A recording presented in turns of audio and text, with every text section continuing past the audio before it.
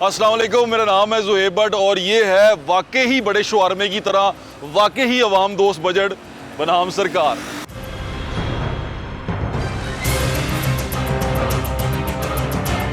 आपने पढ़ा होगा मुर्गी महंगी हो गई, 400-500 रुपये पे मुर्गी चली गई और उसके बावजूद शवारमा जो सा था वो 60 रुपये का ही मिल रहा था।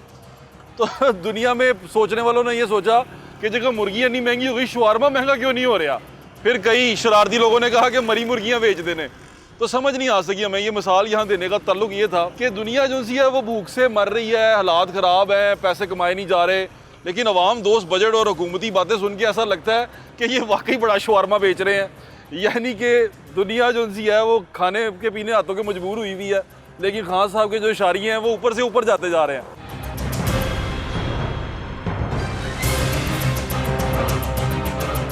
भाई की हाल है? तबीयत ठीक है? कितने का गिलास बेच रहे हो? 20 रुपए का। 20 रुपए का। अच्छे पैसे कमा लेते हैं आप रात को? शुक्र अल्लाह पाक। कितने पैसे कमा लेते हैं रात को? इस सारा खर्चा निकाल के जो कमाई होती है कितनी हो जाती है? 1200-1500 हो जाती है। 1200-1500 कमाई हो जाती है आपको, तो उस 1200-1500 में जिंदगी अच्छी चल जाती है? जो अब वक्त जा रहा है वो 1200-1500 कम है। 1200-1500 कम है। 1200-1500 का मतलब ये हो गया कि आप 35,000 रुपया महीने का कमाते हैं। जी जी। 35,000 रुपये में आप अपने बच्चे अच्छे पढ़ा लेंगे? नहीं।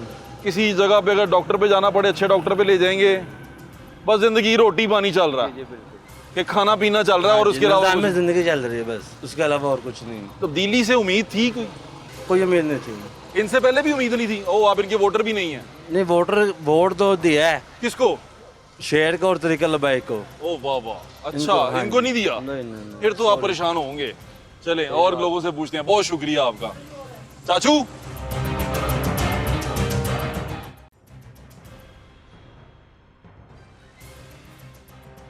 जिंदगी कैसी गुजरी चाचू? बहुत शुक्र है मालिक का। ये आपने कभी अपनी जिंदगी में, आपका इतना तजर्बा तो होगा, चीजें सस्ती होती हुई देखी हैं, कीमतें नीचे आती हुई देखी हैं बहुत तेजी से? नहीं, कभी नहीं देखी। कितनी एज है आपकी? मेरे 65। नहीं देखी है आपने? नहीं। किसी का भी दौर? ये अभी जो साहूकार बने हुए हैं जो अभी हुकूमत को बोलते हैं, उनके दौर में भी हमने ऊपर जाती देखी हैं? ऊपर जाती देखी। नीचे नहीं आई? नहीं आई। क्या वजह लगती है आपको, क्यों नहीं होता? आप बुजुर्ग आदमी हैं, कोई तजर्बा तो होगा आपका। तजर्बा ये है कि ये लोग जो है ना, ये सही तरीके से हुकूमत नहीं चला सकते। हाँ पहले गवर्नर भीम मोहम्मद था ना, हाँ तो 12 ने चीनी थी, हाँ। तो एक 4 ने बड़ी उसने ऐलान किया, सुबह 12 ने किलो बिकी थी। अच्छा, लेकिन ये इनके पास इतनी पावर नहीं है। गवर्नर राज था ना तब? ठीक है ना। तो अब ये है कि हुकूमत को अच्छा लीडर अच्छा होना चाहिए, तो हुकूमत खुद बहुत ही ठीक हो खान सकती है। साहब के बारे में तो कहते हैं बड़े अच्छे नेक आदमी हैं, शरीफ आदमी है, उनसे भी नहीं संभाली जा रही। आपको क्या यही लगता तो है? मैं ये कह रहा हूँ कि खान साहब को चाहिए कि सख्ती करे, या खुद बहुत ही हालात ठीक हो जाएंगे। बिल्कुल ठीक है। सख्ती क्या चाहते हैं आप? डंडे डुंडे मारे? जैसे जनरल जिया ने कहा कोड़े मारे थे ना, याद है आप लोग? बिल्कुल ठीक है। उसके दौर में अमन हो गया था। यानी कि आपका मतलब ये है कि हम लातों के भूत हैं, यही तो मैं कह रहा हूँ। बातों से नहीं मानेंगे? नहीं मानेंगे। Very good. ठीक है। क्या अंकल कमाल लॉजिक दिया, वेरी नाइस, थैंक यू, बहुत शुक्रिया आपका। खैर से जाएं ना, परेशानी बहुत ज्यादा। मेरा एक दोस्त है, उससे बड़ा परेशान है। Hello bro. वालेकुम सलाम। बड़े प्रोग्राम देखे हैं भट्ट साहब आपके। Thank you bro. पर आप आज कैसे आप हैं? टेम्पो रोड पे आ ही गए हैं। बस देख लें। ये बताएं, जिंदगी बदली है, कोई हालात अच्छे हुए हैं, बेहतर हुए हैं? क्योंकि खान साहब की तकरीरों से ऐसा लगता है मुझे कि मुल्क के जो इशारे ऊपर जा रहे हैं, आप तो बड़ी तरक्की कर रहे होंगे। नहीं, आपकी बात आधी ठीक थी आधी गलत थी कि तब्दीली आई है, पर तब्दीली के साथ जलालत ज़्यादा आई है। ये क्या बात हुई? क्योंकि एक चीज़ वो चोर थे, हाँ। लेकिन हर गरीब बंदे को खाने को मिलता था।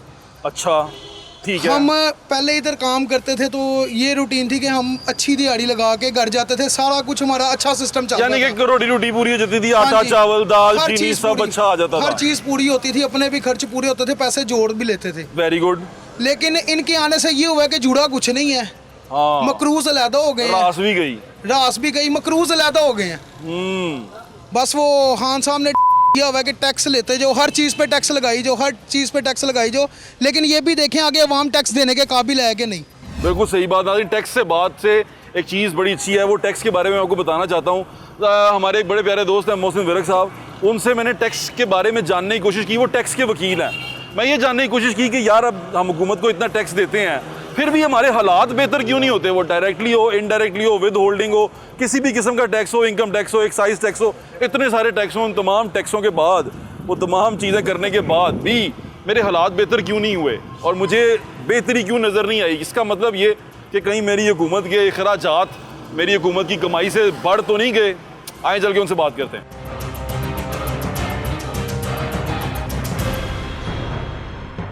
जिन टैक्स की बातें बहुत ज़्यादा हो गई हैं और मेरे समेत बहुत सारे लोग ऐसे हैं, जब हम छोटे थे या जब हम चीज़ों को देखते थे सहाफ़त में आने से पहले, तो टैक्स को समझ नहीं आता था, हमें जीडीपी समझ में नहीं आता था, हमें ये समझ में नहीं आता था कि ये जो करंट अकाउंट डेफिसिट है ये क्या होता है, ये तमाम इशारे क्या होते हैं। क्योंकि जब भी टैक्स होता था तो कोशिश होती थी कि शायद कुछ सस्ता हो जाएगा, शायद पेट्रोल की कीमत गिर जाएगी, शायद जो हमें और कोई चीज़ें डलवा रहे हैं, जैसे कोई चीनी खरीदने जा रहे हैं, आटा खरीदने जा रहे हैं, चावल खरीदने जा रहे हैं, ये सब के सब सस्ते हो जाएंगे। बजट में लगता था, क्योंकि जब सुनते थे ना कि अवाम दोस्त बजट है, ये अवाम दोस्त बजट है, अवाम इससे खुशहाल होगी, तो उसका कोई समर जोन सा है वो आम आदमी तक नज़र नहीं आता था। तो आज मैंने कहा वो सारे सवाल जो मेरे जहन में थे वो भी मेरे बहुत सारे दोस्तों के जहन में होंगे, तो क्यों ना उसको क्लियर किया जाए। मैं मौजूद हूँ मोहसिन विरक साहब के पास। मोहसिन विरक साहब रहनुमा है पाकिस्तान टैक्स बार के। अस्सलाम वालेकुम, कैसे हैं आप? वालेकुम सलाम। तबीयत ठीक है आपकी? अल्हम्दुलिल्लाह। मोहसिन भाई, सबसे पहले तो ये बताएं, जैसे आप मुझे समझा रहे थे, मैं चाहता हूँ लोगों को बताएं, ये जीडीपी क्या होता है? ये आसान तरीके में ये बता दूं कि जो आप कुछ भी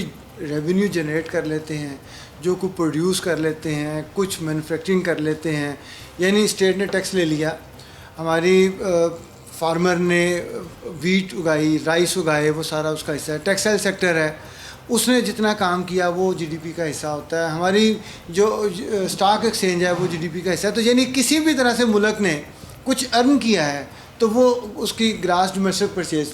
और ये जीडीपी जो सा है ये इनडायरेक्ट टैक्स होता है असल में? ये टैक्स नहीं होता, ये बेसिकली एक कैलकुलेशन है कि कौन सा मुल्क किस तरह से काम कर रहा है और उसके लोग ओवरऑल कितने वेल्थ में जा रहे हैं। ठीक है, वो पैसा जो लोगों के पास है। मैं बता, ये ओवरऑल स्टेट के पास भी, लोगों उस मुल्क के पास क्या पैसा है। मैं उसकी एग्जांपल ये दूं कि जैसे ब्रिटेन आने से पहले मुगल एम्पायर के पास दुनिया का 25% जीडीपी था। अच्छा। और जब ब्रिटेन एम्पायर गई तो 2 पॉइंट समथिंग रह गया था यहाँ पे। क्यों? तब यहाँ पे हर चीज़ प्रोड्यूस होती थी, मैन्युफैक्चर्ड होती थी, फिर कहीं पे एक्सपोर्ट होती थी। जब ब्रिटेन्स आए उन्होंने कम्युनिकेशन को बेहतर किया और हमारा रॉ मटेरियल उठा के ले गए और फिर वहाँ से फिनिश गुड्स वापस आई।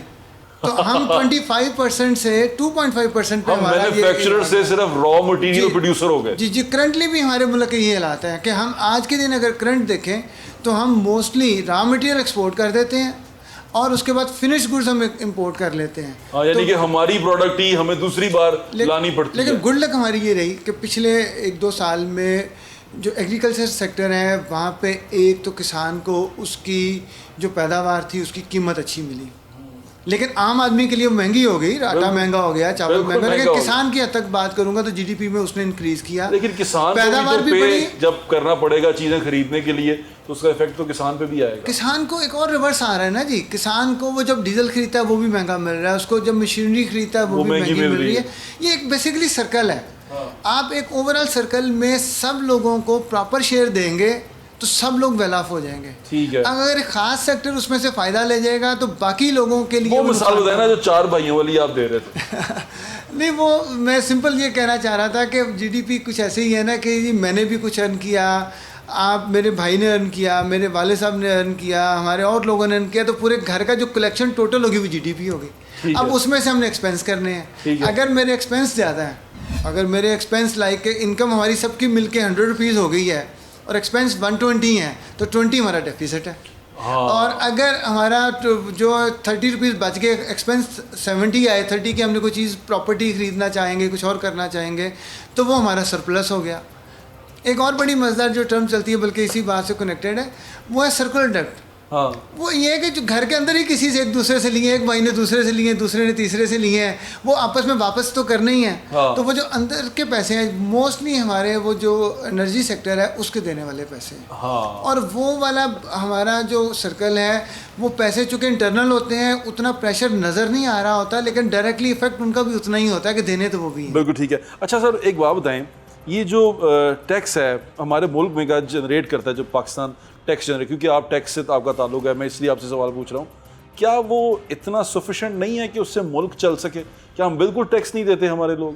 मतलब हम इनडायरेक्टली तो बहुत टैक्स देते हैं। पहली बात के साथ ना बड़ी कनेक्टेड बात आपने पूछी, मैं उसकी एग्जांपल दे दूं। दुनिया में इस वक्त एक में बड़ी टर्म यूज़ होती है टैक्स टू जीडीपी रेशो। जी ठीक है। रेशो क्या है? वो रेशो ये है कि अगर 100 रुपीज़ जीडीपी इकट्ठा हो गया, यानी हमारा टोटल जो इकट्ठा हुआ वो 100 है, अब उसमें से अगर रेवेन्यू में से टैक्स का हिस्सा 10% है तो वो 10% पे हमने काउंट कर लिया। फ्रांस का इस वक्त 46 पॉइंट समथिंग है दुनिया में सबसे ज़्यादा, उनकी जीडीपी में जो टैक्स का रेवेन्यू का हिस्सा है। तो स्टेट के पास मैक्सिमम पैसे तो वही आने हैं एक्सपेंस करने के लिए जो टैक्स की सूरत में उसके पास आने। जी ठीक है, पाकिस्तान में वो अबाउट कोई 10% के करीब है। ठीक है। तो हम कैसे उनके साथ compete कर सकते हैं, हमारे पास अपने वो रिसोर्सेज उतने बनते नहीं ठीक हैं। है।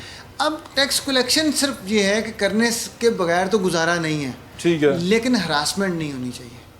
हमारे मुल्क में 95% tax collection with holding taxes के जरिए होती है। ठीक है। लाइक मैंने पेट्रोल डलवाया, मैंने टैक्स पे किया, फिर किया। मैंने बिजली का बिल आया, दिया Even टैक्स। मैं तो कहता हूँ माचिस। कोई बंदा रात को चोर डकैत भी सुबह पैसे खर्चेगा तो टैक्स दे के ही खर्चेगा, क्योंकि उसने जो ₹1 का साबुन भी लेना है तो उस पर टैक्स देना ही देना है। यानी कि चोर भी अगर चोरी करके 21 भी रुपये, मेरी एक रफ सी कैलकुलेशन है कि 100 रुपये अगर कोई एक्सपेंस आएंगे किसी भी बंदे के, तो उसमें ऑलमोस्ट स्टेट को 21% चला जाता है। स्टेट को स्टेट को 21 रुपये जाते ही जिस जाते। मर्जी नाम का टैक्स रख ले, income tax, with holding tax, sale tax, excise, custom, whatsoever, ठीक है। ऑलमोस्ट 100 रुपये एक्सपेंस करने के लिए 21 रुपये स्टेट को अपने देने देने ही हैं, देने। तो टैक्स होना है। अब उसमें से सॉफ्टनेस आनी चाहिए। जब आप 95% ले रहे हैं थ्रू विदहोल्डिंग टैक्सेस, जी, ठीक है। तो 5% के लिए हरासमेंट ना पैदा करें। हाँ। वो 5% आप विदहोल्डिंग को ऐसा रेशनलाइज करें, उसकी विदहोल्डिंग के ऑडिट को स्ट्रॉन्ग करें, जनरल किस्म की जो उसकी हरासमेंट है उसको रोक दें। कभी बिल्कुल। छापा मार लेते हैं, कभी रिकॉर्ड उठा लेते हैं, कभी अरेस्ट कर लेते हैं। ठीक है, ये तो आपका ऑक्यूपेशनल हैजर्ड भी है क्योंकि आप इन सारी चीज़ों से डील करते हैं। मुझे एक बात बताएं, अगर स्टेट दुनिया में टैक्स के बारे में मैं आपसे सवाल पूछ रहा हूँ, मैं वैसे भी अपने दोस्तों से पूछता हूँ। अमेरिका में हम ज़्यादा मिसाल ब्रिटेन की देते हैं, ब्रिटेन का ले लें, वहाँ पर जो है टैक्स जिस तरह 100 रुपये में हम 21 रुपये देते हैं स्टेट को, वो कितना देते हैं 100 रुपये के ऊपर? उनके भी काफ़ी ज़्यादा रेशो है, लेकिन देखिए फ़र्क क्या है। मैं उनकी रेशो क्या है? मुझे एग्जैक्ट फ्रांस की रेशो तो नहीं शेयर कर सकता, लेकिन मैंने आपको फ्रांस की जो शेयर की थी वो तो थी 46%। 46 चले, 46 ही रखें, एक इतना रखें। फ्रांस के शहरी को 46% देने के बाद क्या सहूलियात मिलती हैं? देखिए, वहाँ की सहूलियात और हम यहाँ जब कंपेयर करें ना, तो एक हमें बड़ा ख्याल पहले ये करना चाहिए। हम स्टेट को जब भी कहते हैं ना, किसी भी कॉमन पीपल को देख लीजिएगा तो वो आज की जनरेशन पिछली जनरेशन से बहुत अच्छे तरीके से रह रही है। मैं समझ गया। इवन मेरे गांव का जो रास्ता था, वहाँ पे जो तांगा होता था ना, वो भी उल्ट जाता था नहर का पुल गुजरते हुए। तो अब सीधी मोटरवे उसके पास से गुजर रही है, साइड रोड भी गुजर रही जी, है। ठीक है। तो मैं 24 घंटे, ये ओवरऑल तो बेहतरी आई है सर ये तो वन टाइम इन्वेस्टमेंट है ना। मैं आपसे ये पूछना चाह रहा हूँ कि जब 21 रुपये मैंने स्टेट को दे दिए, अब स्टेट को दिए हैं, किसी जगह बदमाश को तो नहीं दिए ना मैंने पैसे। स्टेट मुझे क्या देती है हाँ, वहाँ पे, रिवर्स चले वो उसको देती छोड़ है। दें। मुझे जो मेरी टेंशन है कि मैंने बच्चों को स्कूलिंग करवानी है, हाँ। स्टेट एक लेवल की सबको स्कूलिंग देती है। हाँ। मैंने हेल्थ के लिए एक्सपेंस करना है, मुझे डर है मैं ज़ईफ हो गया या कोई एक्सीडेंट हो गया, कौन केयर करेगा? वहाँ पे स्टेट रिस्पॉन्सिबल है। हाँ। वहाँ पे ओल्ड एज भी old age बेनिफिट्स भी देती और है। अगर बैंक फाइनेंसिंग भी देखें तो इतनी माइनर 1% 2% पे आपको लोन मिल रहे होते हैं जिनसे आपने रीपे करना होता है। तो वो एक ऐसी रेशो है जो पाकिस्तानी बैंक के हिसाब से अगर कंपेयर करें तो आपको फ्री में पैसे दे रहे हैं कि आप अपनी चीज़ें सिर्फ मैनेज करके वापस कर दें। फिर उन मुल्कों ने एक और बड़ा अच्छा काम किया है कि कनाडा में आज से 10 साल पहले जिस रेट पे ब्रेड मिलती थी उसी रेट पे मिल रही है। हमारे यहाँ तो हर रोज बदलता है। मैं कुछ दिन पहले गलती से खुद बेकरी चला गया, मैं सरप्राइज हो गया कि वो जो केक था उसकी कीमत सुन के कि इतना महंगा है। हाँ। मेरे लिए भी सरप्राइज था कितना महंगा है। तो वो जो चीज़ें हैं फ्रूट केक तो आम वो 250 रुपये तक जा चुका असल हुआ। में आम बंदा जो सैलरीड पर्सन है ना, वो इस मुल्क में पिस रहा है, बाकी सब ऑलमोस्ट मैनेज कर लेते हैं। कि तरक्याती और गैर तरक्याती बजट में तनासुब क्या है? क्योंकि हमारे यहाँ पर अभी पंजाब का बजट जो सा है उसमें 8 खरब रुपया जो सा है वो गैर तरक्याती और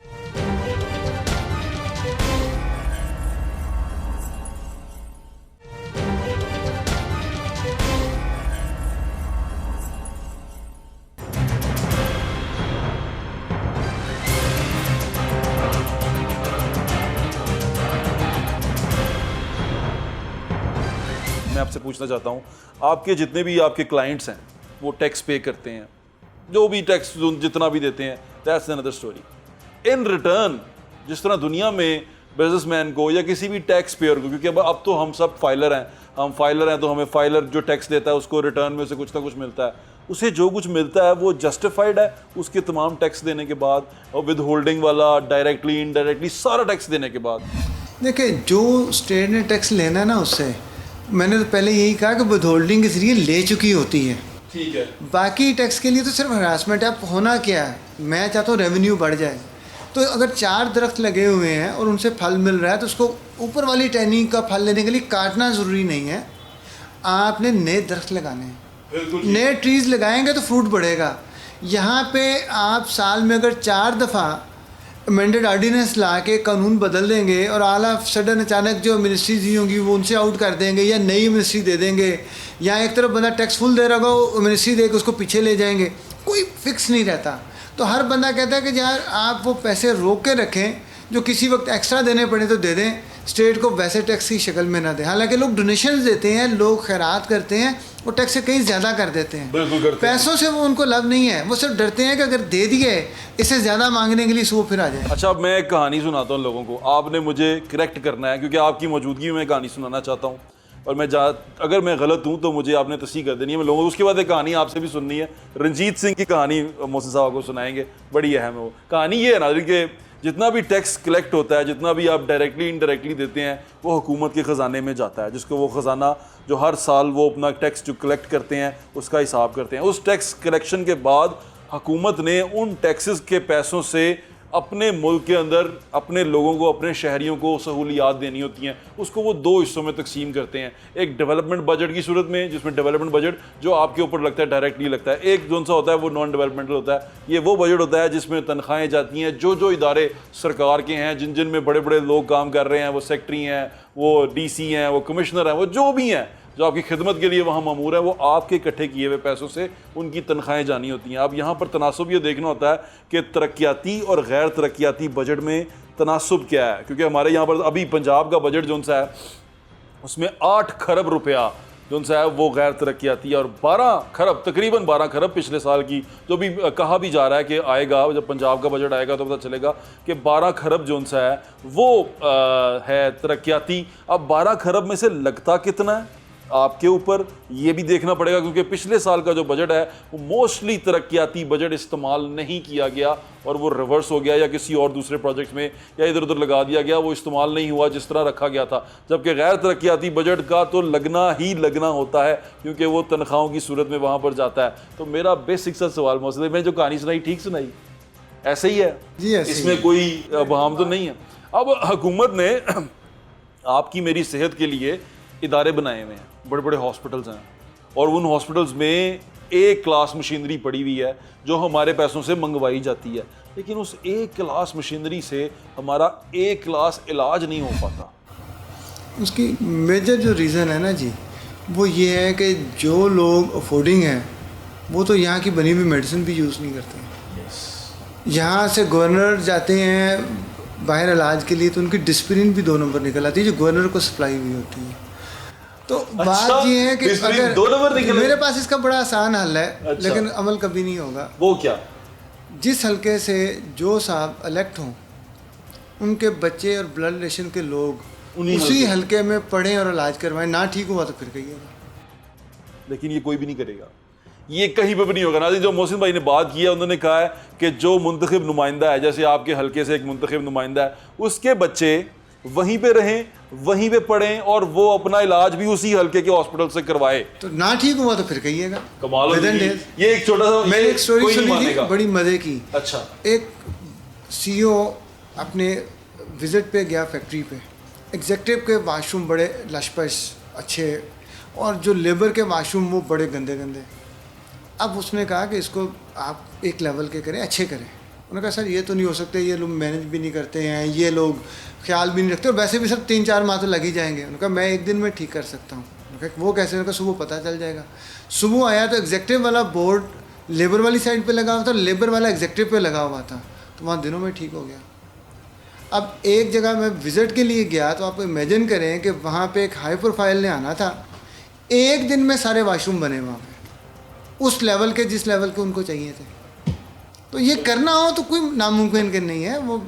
अच्छा, आपको अभी भी पाकिस्तान में फिर के ईस्ट इंडिया कंपनी याद आती है? देखें, जो ईस्ट इंडिया कंपनी है ना, उसके इंटरेस्ट फिर भी इन लोगों से मेरे ख्याल में कुछ बेहतर थे। अच्छा, वो फिर भी यहाँ पे कुछ ना कुछ चाहते थे कि लोगों को इस तरह से लेके चलें कि उनके अंडर कंट्रोल में रहें। यहाँ पे तो जंगल लाभ बन गया, जो जिसको जैसे मर्जी कर दे, आपको कोई इंसाफ ही नहीं मिलता।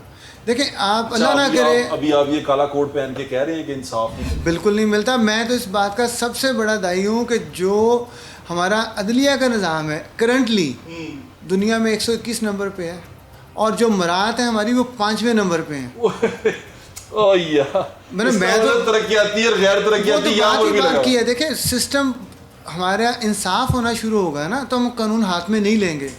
जब इंसाफ नहीं मिलेगा, आप प्रैक्टिकली देखिएगा, सुनाए, मुझे तकलीफ हो रही है। प्रैक्टिकली देखिएगा, मुझे तकलीफ और पहुंचाएं। क्या कहा आपने? हमारा जो अदालती निज़ाम है वो दुनिया में 121 नंबर पे आता है। अदालती निज़ाम है हमारा दुनिया में 121, और जो मराहत है वो 5वें नंबर पे है। जो मराहत मिल रही है वो 5वें नंबर की मिल रही है। 5वें नंबर पे। अच्छा, लेकिन इसका एक और रिजल्ट देखें ना, एक से और एंगल से। दुख, अल्लाह ना करे किसी फैमिली का कोई पर्सन मर्डर हो गया, हाँ, और आप बड़े ज़ोर लगा के हैंग करवाने में कामयाब हो गए, तो 14 ईयर चाहिए सारे प्रोसेस के लिए, और 25 ईयर में जनरेशन चेंज हो जाती है। तो यहाँ पे सारे निज़ाम को बेहतर करने के लिए ज़रूरी है कि इंसाफ देना शुरू कर दें। सिक्योरिटी लोग खड़े करके नहीं होती, सिक्योरिटी इंसाफ से होती है। इंसाफ देने से होती है, और यही वो नारा था जो हमारे प्राइम मिनिस्टर ने लगाया था प्राइम मिनिस्टर बनने से पहले। सर किया जा सकता है, सिर्फ होता क्या है कि जो करने वाला होता है उसके इंटरेस्ट जब कन्फ्लिक्ट होते हैं तो वो काम नहीं किया जा सकता।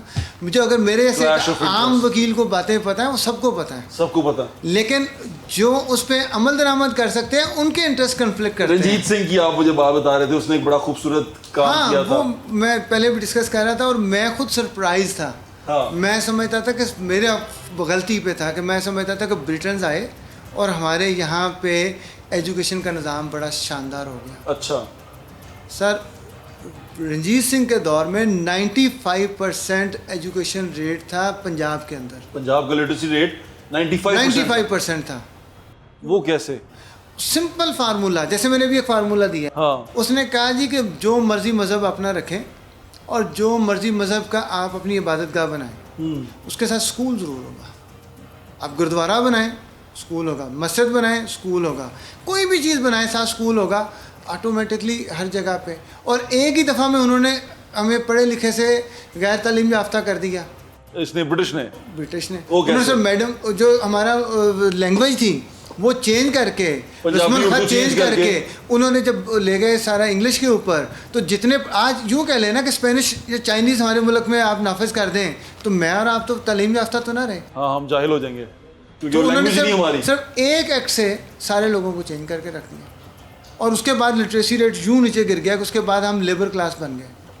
जो पढ़े लिखे थे वो भी लेबर क्लास हो गए। वो क्या मिसाल आती थी कि पढ़ो फारसी बेचो तेल, तो वो किस पर रीज़न में थी? वो इसी तरह थी कि जब आपने वो लैंग्वेज चेंज कर देते हैं, हाँ, उसका लिटरेचर भी ख़त्म हो गया, उसकी रिसर्च भी ख़त्म हो गई, उसकी हर चीज़ ख़त्म हो गई। तो नई चीज़ में तो आप साइन बोर्ड नहीं पढ़ सकते। आप साइन बोर्ड भी उस लैंग्वेज में पढ़ेंगे ना जो आपको आती है, जो नहीं आती है तो अगर नहीं पढ़ सकते तो आप पढ़े लिखे। तो ये सबसे पहला तरीका था हमें गुलाम करने का, और वो आज भी है। अच्छा, हम खुश हैं आज भी। अनलकीली प्राइम मिनिस्टर साहब ने कभी लेटर लिखा और सोशल मीडिया पे भी बड़ा इंग्लिश में होना चाहिए, उर्दू में होना चाहिए, और लेटर इंग्लिश में है।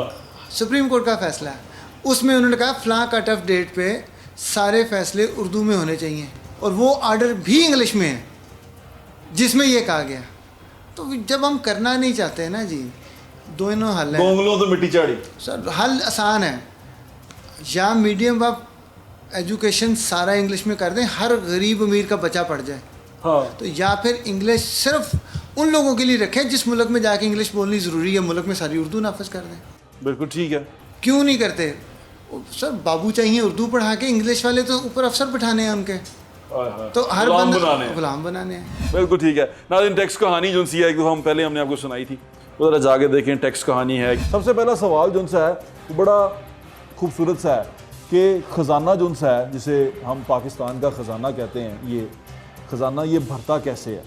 इस बैरूनी मुल्क से कर्ज़े लिए जाते हैं जिससे ख़जाना भरा जाता है। ये कहा जाता है कि बड़ा शेयर जो सा है ख़जाना भरने के लिए हम ये वाला शेयर वो डाल देते हैं ख़जाने के अंदर, ताकि वो ख़जाना भरा रहे, मुल्क में तरक्की होती रहे और लोग तरक्की करते रहे। सबसे पहले देखें, अवाम वो हुकूमत को ख़जाना भरते कैसे हैं। हमने बहुत थोड़ा सा टैक्स दे दिया, ये हमारी तरफ से टैक्सेस आ गए। उसके बाद जनरल सेल्स टैक्स, ये वो टैक्स है जो आपने देना ही देना है, और आप कोई भी प्रोडक्ट खरीदें 70% वो तमाम की तमाम कमोडिटीज़ के ऊपर 70% जनरल सेल्स टैक्स हुकूमत इकट्ठा करती है। उसके बाद आ गया फ्यूल सरचार्जेस, जिसे लेवी भी कहते हैं। कोई भी कमोडिटी जिसमें आप फ्यूल यूज़ करते हैं, उस फ्यूल के ऊपर सरचार्जेस होते हैं, उसके ऊपर टैक्सेस होते हैं, तो ये हमारा एक और शेयर हुकूमती ख़जाने में चला जाता है। उसके बाद बारी आ जाती है कि हम करते क्या हैं और मुतफरक क्या है, मिसलिनियस क्या है। उसमें ये है कि आप कहीं भी कोई फॉर्म लेने जाएँ, हुकूमती स्कीम का हिस्सा बने, किसी भी चीज़ का हिस्सा बने, उसकी एक प्रोसेसिंग फ़ी होती है जो फॉर्म्स की मद में, फ़ीसों की मद में वो आपसे ली जाती है, वो मुतफरक में हुकूमती हम ख़जाने में डाल देते हैं। अब ये हमने डाल दिया हुकूमती ख़जाने में, अवाम की तरफ से चला गया। अवाम का जो सबसे बड़ा मौक़िफ़ होता है वो ये चाहते हैं कि हमें हेल्थ जो उनसी है हमारी वो बेहतर की जाए। तालीम की मद में, अब तालीम भी आपके सामने है, कुछ भी नज़र नहीं आता वहाँ पर भी। बड़ी कोई कोशिश करेंगे थोड़ा सा पैसा हम तालीम पे भी लगा देते। अब जनाब सबसे अहम हिस्सा आ गया, वो आ गया तनख्वाहों का, यानी कि सरकार की जितने मुलाजमीन हैं वो तनख्वाहें लेते हैं। तनख्वाहों की मद में बहुत बड़ा ख़जाने का एक हिस्सा चला गया। अब आगे बारी आपके दिफा की, हर जगह अनरेस्ट है, सिक्योरिटी बड़ी ज़रूरी है, तो वो तमाम का तमाम भी जनाब पैसे से होता है, तो ख़जाने से पैसा काफ़ी सारा उधर भी जाता है। अब बारी आ जाती है वज़ीर आज़म जो दिल खोल के जाके स्कीमें शुरू करते हैं। यहाँ पर एहसास प्रोग्राम चल रहा है, यहाँ पर कफ़ालत प्रोग्राम चल रहा है, तो वो प्रोग्राम आपके अपनी जेब से चल रहे हैं, तो वो सब्सिडियाँ, वो स्कीमें, वो सारी की सारी इसमें से हो जाती हैं। और इतना कुछ देने के बावजूद ख़जाना खाली। आप खुद से एक सवाल पूछें, वो ये है कि आप टैक्स दे रहे हैं, तमाम चीज़ें देने के बाद इन रिटर्न देखें, और ये अब आप सोचें, आप खुद ब खुद समझदार हैं और आपको पता चल जाएगा, एक्सपर्ट ओपिनियन आपका अपने आप सामने आ जाएगा। वादे नारे बेकार रहे, और आज भी हम उसी मकाम पे खड़े हैं कि हमारे खर्चे ज़्यादा हैं, तमाम की तमाम तनख्वाहें कम नहीं हो सकी।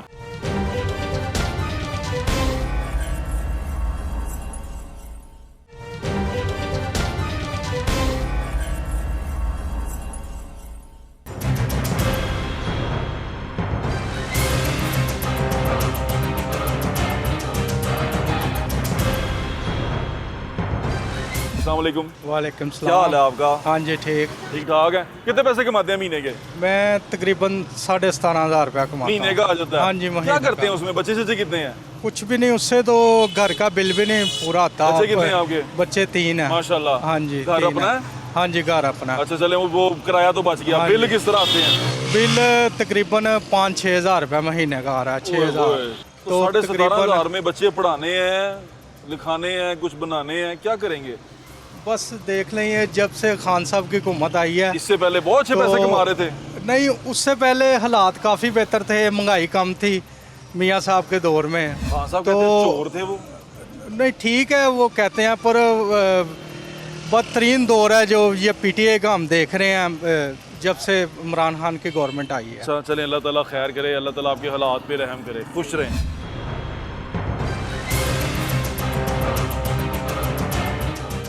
भाई क्या हाल है आपका? अल्हम्दुलिल्लाह। तबीयत ठीक है? अल्हम्दुलिल्लाह। भाई बात बताएं, क्योंकि अभी बजट आया है फेडरल का, तो सारे इशारिये जो बाद में भी हुआ कि तमाम इशारिये ऊपर चले गए हैं, जीडीपी ऊपर चला गया, हमारा करंट अकाउंट डेफिसिट भी ठीक हो गया, हर चीज़ ठीक हो गई है, मुल्क में तरक्की आ गई है। आपको नज़र आ रही है? मुझे तो नहीं, बिल्कुल भी नज़र आ रही, किसी भी जगह पे नहीं नज़र आ रही। जिंदगी चेंज हुई है कि नहीं हुई? बिल्कुल भी नहीं चेंज हुई। क्या चेंज हुआ है आप बताएं भाई साहब, आपकी लाइफ में क्या चेंज आया है? हमारी लाइफ में कोई चेंज नहीं है। मैं जीन्स भी वही पहनी हुई है जो पिछले 4 साल से पहन रहा हूँ मैं। हमारा तो कोट भी उतर गया है। गर्मी की वजह से उतर गया। अच्छा खान साहब, आपको लगता है कि बेहतर आदमी है, कुछ चेंज कर सकते हैं? खान साहब भी सिर्फ अकेले बेहतर आदमी है, उनकी जो कबीना है वो टोटली करप्ट है।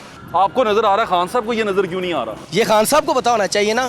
खान साहब ने कहते हैं मैंने 22 साल निकाले हैं, 22 साल मैंने जद्दोजहद की है, 22 साल में 22 बंदे नहीं इकट्ठे कर सके। हाँ, बड़ी अहम बात की है इन्होंने, 22 साल में 22 बंदे इकट्ठे नहीं हो सके। ताकि सिचुएशन ये है कि एक चोर भी है ना पाकिस्तान में, चोरी करता है। मैं चोर की मिसाल दे रहा हूँ, चोर मुझे सुन रहा होगा, यार चोरियाँ ना किया करो। चोरी करता है ना, जो चोरी करके वो पैसे लेके आता है ना, वो उस पैसे से जब कोई चीज़ खरीदता है तो उस पर भी वो टैक्स देता है। यानी कि गवर्नमेंट जो सी है वो चोरी के पैसों पर भी टैक्स देती है। हुकूमत पाकिस्तान, रियासत पाकिस्तान में किसी भी दुकान, किसी भी जगह से कुछ भी खरीदेंगे ना आप, पेट्रोल डलवाएंगे, बिजली देंगे, माचिस खरीदेंगे, साबुन खरीदेंगे, कुछ भी खरीदेंगे, आप टैक्स ज़रूर देंगे, वो गवर्नमेंट के खाते में जाता है। कहानी सारी छोटी सी है, वो ये है कि गवर्नमेंट जो सी है वो इमरान खान साहब को मैं इसलिए ज़ाती तौर पर पसंद करता था, उन्होंने कहा था मैं ऑस्टेरिटी पे रहूँगा, मैं कोशिश करूँगा कि कौमी बचत हो, मैं चाहूँगा कि जो खर्चे हैं वो कम हो। आपको याद होगा उसी दिनों में जब इन्होंने गाड़ियाँ बेचनी शुरू की, वो भैंसें बेचनी शुरू की, हम बेचारे थोड़े हम कम सोच रखते हैं ना, जज्बाती लोग हैं, हमने बड़े खुश हुए, ओ यार ये तो बड़ा अच्छा आदमी है, तो बड़े खर्चे कम कर दिए। फिर वो नारे लगाते होते थे वहाँ गवर्नर हाउस में तलीमी इंस्टीट्यूट बना देंगे, वज़ीर आज़म हाउस यूनिवर्सिटी के तौर पे इस्तेमाल करेंगे। वादे नारे बेकार रहे और आज भी हम उसी मकाम पे खड़े हैं कि हमारे खर्चे ज़्यादा हैं। खर्चे ये नहीं है कि आपके और मेरे ऊपर लग रहे हैं, खर्चे ये हैं कि जनाब की तनख्वाहें जितने वज़ीरों को देनी है, जितने मुशीरों को देनी है, जितनी जो इंतज़ामिया है उसको देनी है, वो तमाम की तमाम तनख्वाहें कम नहीं हो सकी। ज़रूरत उसको कौम को ऊपर लेके जाने की है, ज़रूरत इस वक्त हुकूमत को अपने खर्चे कम करने की है। जहाँ वो खर्चे कम हो जाएंगे, तमाम के तमाम जो करंट अकाउंट जो डेफिसिट्स हैं ना, वो सारे सरप्लस में चले जाएंगे। मुझे मेरा ये नाक़िस ज़हन में यही आइडिया आता है, और आपके पास अगर कोई आइडिया हो तो हमें ज़रूर बताएं, हम आपसे बात ज़रूर करेंगे। अपना ख्याल रखें, मुझे ज़्यादा इंशाल्लाह फिर मुलाकात होगी। अल्लाह हाफ़िज़, पाकिस्तान जिंदाबाद। अस्सलाम वालेकुम, मेरा नाम है ज़ुहैब भट्ट और ये है बजट तमाशा बनाम सरकार। कहानी ये है कि पिछले साल में हमने 10 खरब रुपए के मुलाजम रखे हैं ताकि वो 220 अरब रुपया हम पे लगा सकें। इनको थोड़ी देर के लिए आपने यही समझना है कि ये वज़ीर खजाना है। आपकी इमेजिनेशन के साथ आपको छोटा सा एक्सपेरिमेंट करवाना चाह रहा हूँ। जो ये कहने चाह रहे हैं ज़रा सुने। हाँ जी, ये सांडे का तेल होता है, सप का तेल होता है, बिच्छुआं का तेल होता है। जिस तरह इन्होंने पटारी खोली, हिसाब निकाले, हम सारे महजूज हो गए। ये बजट जो तकरीर आपने सुनी थी, उस बजट तकरीर के अंदर जो कुछ भी हुआ वो भी आपने देख लिया। भाई साहब दसो कि हालात कैसे चल रहे हैं? जिंदगी जबरे मुसलसल की तरह काटी है, जाने किस जुर्म की पाई है सजा याद नहीं। ओए होए होए, भाई साहब ग्रेजुएट हो? हाँ जी। जिंदगी कितने ले आए हो? जिंदगी भैन फिर जे इंज दी घूमता रहनगियां ते फिर नौकरियां तो छुट्टी हो जाएगी। आम लगाए हुए आपने? लगाते हैं, बिकते ही नहीं है। आज 5 दिन हो गए लिया के बैठा हूं। 10 साल पहले विक ਜਾਂਦੀ ਹੁੰਦੀਆਂ ਸੀ ਚੀਜ਼ਾਂ, सब विक जाता सी, लेकिन हुण पैसे गाहक नहीं दे खीसे 'ਚ पैसे ही नहीं गए, गाहक कित्थों खरीदेगा। बजट समझ आया? बजट की हिसाब किताब? बजट साढ़े तो समझ तो बाहर है जी। बजट कैसा लगा आपको? बजट क्या है? ये तमाशा है। आप ये बताएं कि किस चीज पे बोर्ड लिया था इन्होंने? इन्होंने कहा था जी हम कौमी बचत करेंगे, मराते कम करेंगे। आप देख रहे हैं कि क्या हो रहा है। एक बंदा है, उसको पैसे चाहिए, वो जाता है कुछ लोगों के पास कि मेरी मदद करें। वो कहते हैं तुम्हें अपनी किडनी बेचनी पड़ेगी, लाख रुपए की किडनी बिक जाती है। वो कहते हैं इसमें से 90,000 रुपया तो हो गया हमारी मजदूरी, तो एंड पे आप सिर्फ किडनी बेच के ही आ जाते हैं, आपको मिलता मुलता कुछ नहीं है। ये हो रहा है आपके बजट के साथ और हमारे साथ तमाशा।